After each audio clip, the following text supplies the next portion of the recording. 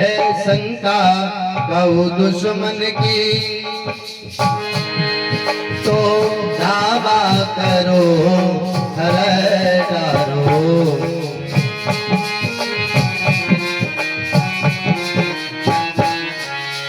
तो दावा करो हरे डारो, तो दावा करो हरे डारो।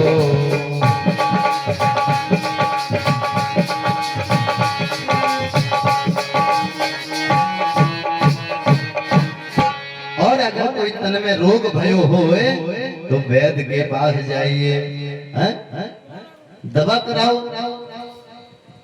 इधर नारद बता रहे हैं कि बोले इस प्रकार आपने बोले सभी राक्षसों को भेजा, लेकिन भगवान की दृष्टि से कोई नहीं बच पाया। बोले उन्हीं को यहाँ कोई उत्सव रखा जाए, मेला का आयोजन रखा जाए और उन्हीं को किसी प्रकार से यहाँ बुलाया जाए तो आप उसमें सफलता प्राप्त कर सकते हैं। बोले तो अब किसको भेजा जाए? इधर चाचा अक्रूर जी को अगर भेजा जाए तो सही रहेगा। इधर जैसे ही अक्रूर जी को आदेश दिया गया, अक्रूर जी प्रसन्न हो जाते हैं। अक्रूर जी कह रहे हैं कि पूर्व जन्म में मैंने कोई तप किया होगा, यज्ञ किए होंगे, पुण्य के कार्य किए होंगे, जो भगवान के दर्शन होंगे।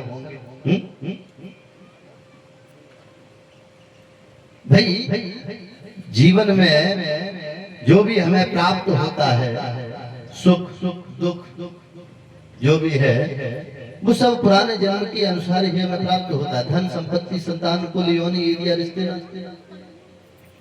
भगवान का भजन पूजन करने में अगर मन लग रहा है तो ये ईश्वर की कृपा है। तो इधर जैसे अक्रूर जी ने मन में विचार किया कि प्रभु के दर्शन होंगे, कि ममाद्या मंगलम नष्टं फलमाश्चैव मे भवा, कियन्मस्ये भगवतो योगधेयान्द्र पंकजे।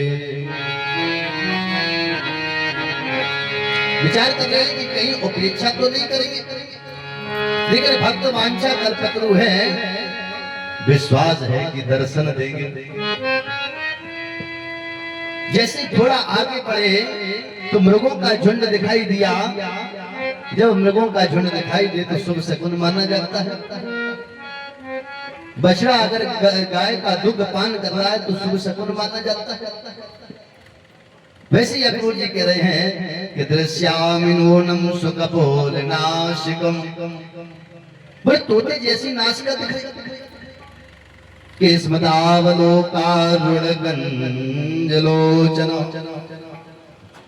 बोले मछली जैसे नेत्र, तोते जैसी नासिका, रसगुल्ला जैसे गाल दिख रहे हैं।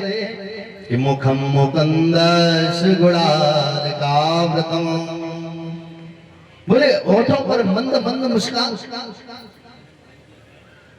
के पदे क्षणम में प्रचरन्त वै मृगा। अक्रूर जी कल्पनाओं में खो गए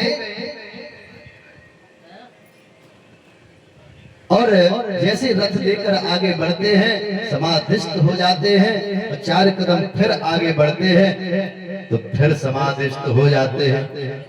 इधर सुखदेव भगवान क्या कह रहे हैं कि अगर वहां से गोकुल पहुंचने के लिए ज्यादा समय नहीं लगता, ज्यादा दूरी नहीं थी। अगर पैदल भी चलते तो 2 घंटे से ज्यादा रास्ता का समय नहीं था। लेकिन कब पहुंचे अक्रूर जी? जब सूर्य अस्ताचल की ओर पहुंचे तब पहुंचे। किरथेन गोकुलम प्राप्तो सूरजास्त गिरिम नृपः। बोले सूर्य जब अस्ताचल की ओर पहुंचे तब पहुंचे, और जैसे ही भगवान गायों को चरा करके अपने घर की ओर जा रहे हैं, गोधूल बेला है, तो पीछे से चरण जो चिन्ह थे, चरण चिन्ह की रजधूल लपेटते हुए अक्रूर जी चले जा रहे। कहा जाता है कि अपने प्रिय की हर वस्तु प्रिय लगती है। चाहे जैसे हम आपसे प्रेम कर रहे हैं, तो आप जहां हमें नजर आ जाएंगे तो बड़ा प्रेम से आप भी मुझे गले लगाएंगे और हम भी आपको।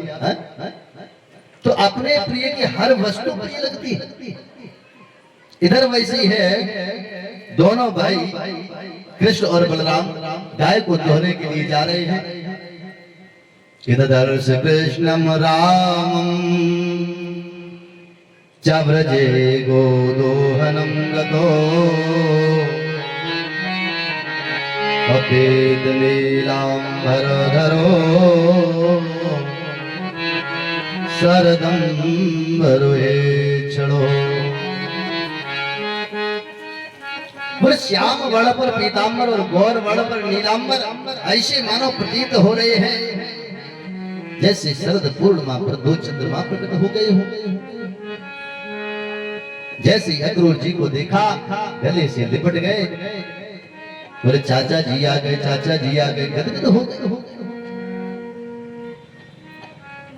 जैसे आपके यहाँ भतीजे या नाती पोता जो भी है, अगर वो देख लेते हैं कि बाबा आ गए तो किस तरीके से लिपट जाया करते हैं, प्रेम भाव से गोदी में बैठ जाया करते हैं, प्रेम से प्रेम की बातें किया करते हैं। उसी प्रकार कन्हैया भी लिपट गए और दिव्य आसन पर बैठाया और गौ माता के दर्शन कराए। गौ माता का दर्शन क्यों कराया? बोले इनके जीवन में कहीं और कहीं सूक्ष्म कहीं पाप रह गया हो या कोई कहीं, तो गौ माता के दर्शन करने से बोले समाप्त हो जाए। भगवान जिसका भार ले लेते हैं तो फिर उसका कल्याण करके ही छोड़ते हैं। इधर एक भाव ये है कि जैसे मन मेहमान कोई अतिथि मेरे यहाँ आ जाता है तो हम उसको सब कुछ दिखाया करते हैं, बोले मेरा ये मेरा वो। बोले जानवर भी सब कुछ हैं, गायों की कोई कमी नहीं है, दूध की कोई कमी नहीं है। बोले किस लिए दिखाया करते हैं? बोले इसलिए दर्शन कराया करते हैं कि कोई चाय मांगने में शर्माए ना। बोले खाने पीने की मेरे यहाँ कोई कमी नहीं है, निसंकोच। इसी प्रकार मैं भी यहाँ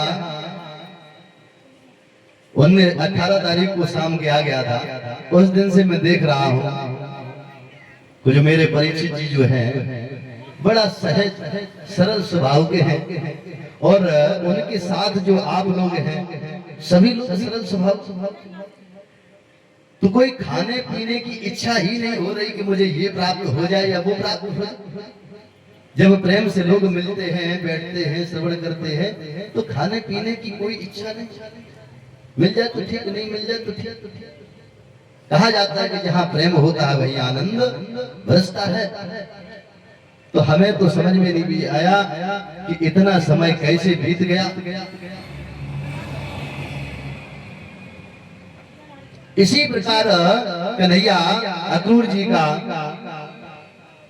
उन्होंने सम्मान किया, चरण दबाने लगे, भोजन भी कराया कि तस्मै भोक्तवते प्रीत्या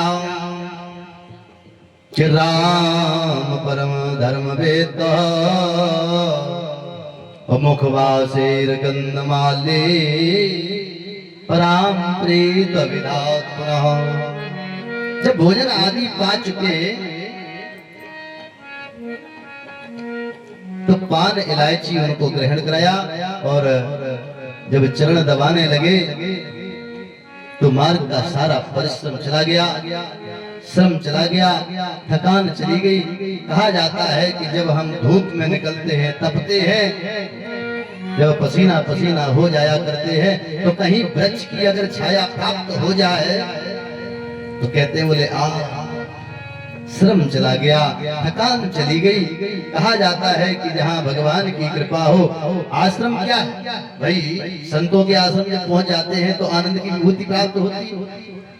इसलिए होती है कि वहां तीनों प्रकार के जो ताप है कोई प्रभाव नहीं डाल पाते। तो जहां भगवान की कृपा हो तो वहां तो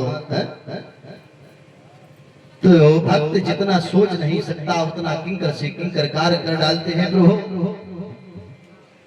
इधर चरण दबाते जा रहे हैं और भगवान पूछ रहे हैं कि मथुरा में सब कुशल तो है। अक्रूर जी बोले नहीं। अब भगवान तो तन की जाने मन की जाने, लेकिन पूछ रहे हैं। फिर दोबारा फिर पूछा कि कहिए किसो तरय कंस मामा, जनता से प्रेम निभाता है। कहिए किस तरह कंस मामा, जनता से प्रेम निभाता है। कि आप राजा जी का कैसे स्वभाव मिल जाता है।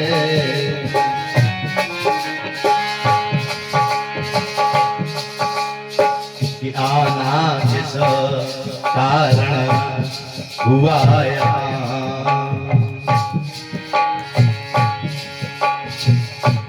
कि आना किस कारण हुआ यहाँ। बतलाओ क्यों सकुचाते हो।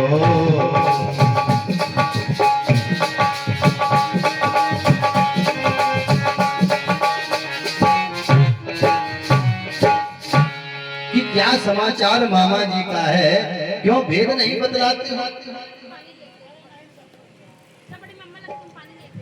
तब अक्रूर जी बोले कि यदुवंशियों की प्रसन्नता का प्रश्न पूछना ही गलत है।